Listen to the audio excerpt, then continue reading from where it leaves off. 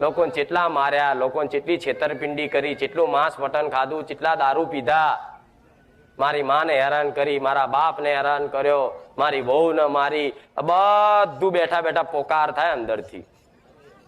તારો માં હું બહુ નાલાયક છું, મારું કોમ તારા શરણમાં મારું કોમ નહીં. એટલે કઈક દીકરાઓ તો આવું મોની મંદિરમાં જવું હોય ને કોઈ માતાજીના ભગવાનના તો બહાર ઉભા રહે કે માં હું તારા લાયક નહીં, હું બહાર હારો છું.